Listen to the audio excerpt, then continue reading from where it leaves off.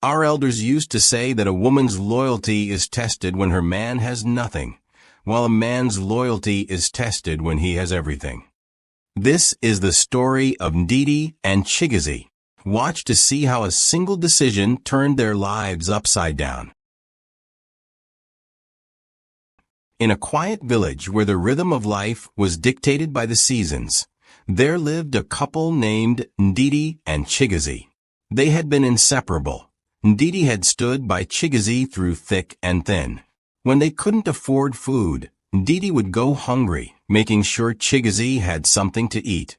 She sold her prized jewelry, gifts from her late mother, to fund his education at a small polytechnic not very far from his village, believing that once he succeeded, their lives would change for the better.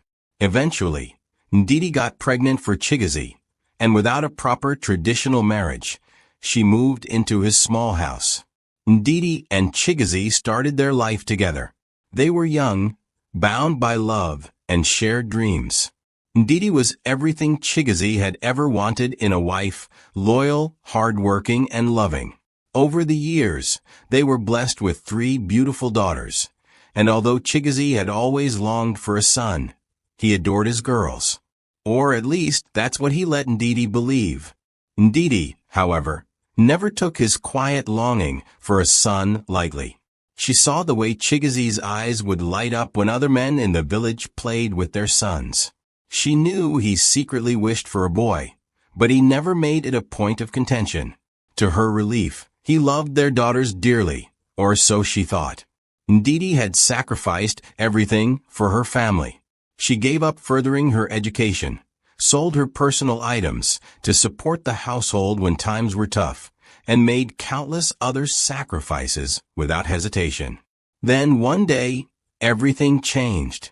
Chigozie received a job offer in Lagos.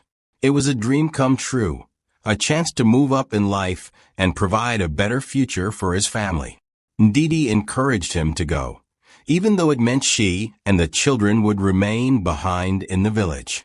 She believed that once he settled in the city, they would join him, and together they would build the life they had always dreamed of.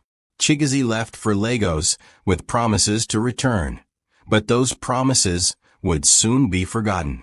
Lagos was everything Chigozie had ever dreamed of, fast-paced, full of opportunities, and filled with endless possibilities. It didn't take long for him to climb the ranks in his new job, earning more money than he had ever imagined. But along with his success came the temptations of the city, and none was more tempting than Nneka. Nneka was a stunning woman, sophisticated and charming in a way that Ndidi could never be. She was everything the city embodied, bold, ambitious, and modern. Chigozie was captivated by her, and before long they became inseparable. Nneka quickly moved into his apartment, and together they began living the glamorous city life that Chigozie had only dreamed of. What drew Chigozie to Nneka even more was her promise to give him the one thing he had always wanted, a son. "I'll give you a boy, Chigozie," Nneka would say, stroking his ego, making him feel like he deserved more than what he had left behind in the village. Over time, Chigozie's calls to Ndidi became less frequent. He sent less and less money, and when he did speak to her, his tone was distant. The love and warmth that had once filled their conversations were gone, replaced by indifference. Ndidi, still in the village with their daughters, began to worry. She could feel Chigozie slipping away, but she held on to hope that her husband would remember the family he had left behind. That hope was shattered when Ndidi decided to travel to Lagos to see him. When Ndidi arrived in Lagos, exhausted from the long journey, she knocked on the door of Chigozie's apartment. She had come with their daughter's photos, news of their lives, and a heart full of love. But when Chigozie opened the door, the man she saw was not the husband she had once known. He stared at her as if she were a stranger. Behind him stood Nneka, her pregnant belly a silent declaration of Chigozie's betrayal. "What are you doing here?" Chigozie's voice was harsh, his eyes cold. Ndidi's heart sank, but she tried to stay calm. I came to see you, Chigozie.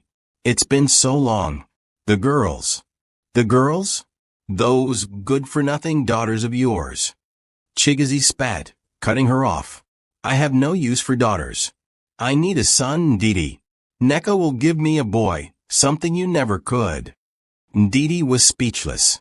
The man who had once loved her, the father of her children, was now rejecting not only her, but their daughters. Tears welled in her eyes, but Chigozie continued. Go back to the village, Ndidi. I don't want to see you or those girls ever again. This is my life now.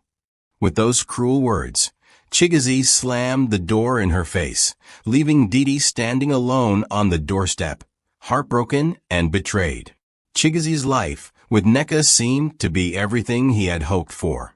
Few months later, Nneka gave birth to their first child, a boy. Chigozie was overjoyed. Finally, he had the son he had always wanted, and with that he felt his life was complete. He proudly paraded his boy around Lagos, showing him off to his friends and colleagues. Meanwhile, back in the village, Ndidi started to rebuild her life.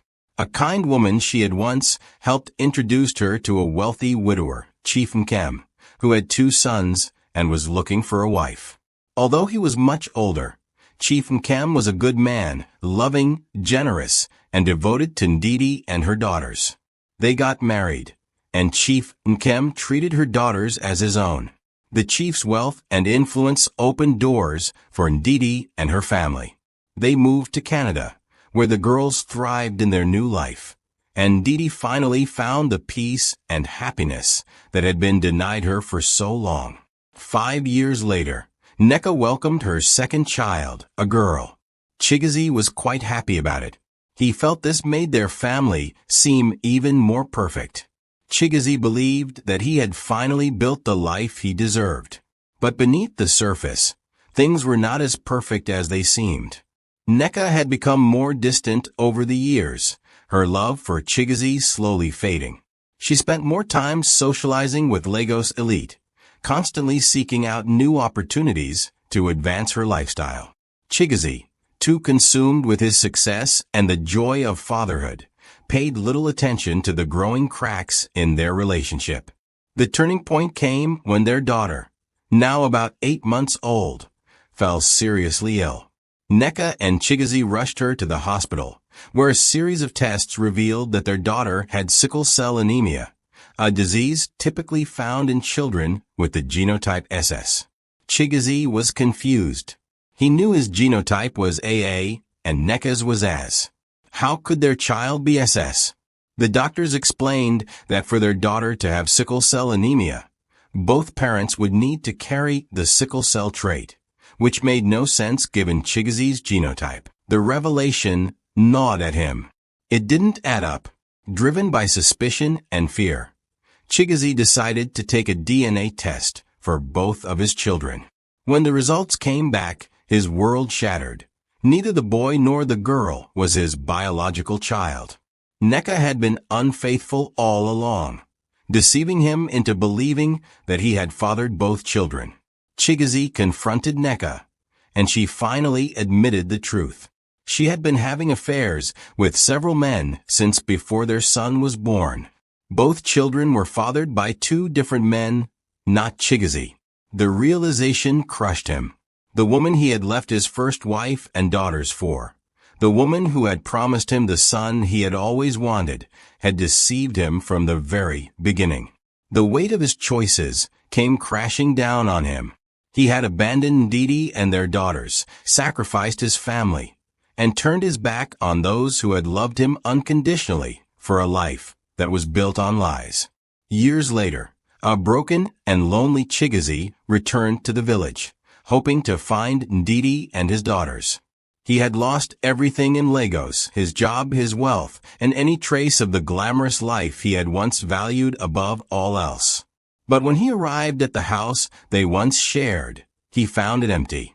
The neighbors told him that Ndidi had remarried, moved abroad, and was now living a life of luxury with a powerful chief.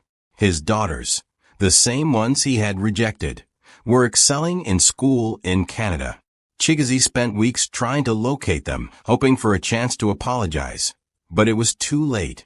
Ndidi had moved on, and there was no place for him in her new life.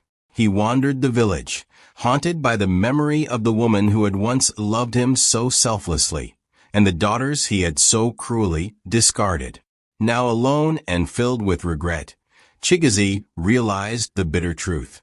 He had traded true love and loyalty for a fleeting dream, and in the end, he was left with nothing but his regrets.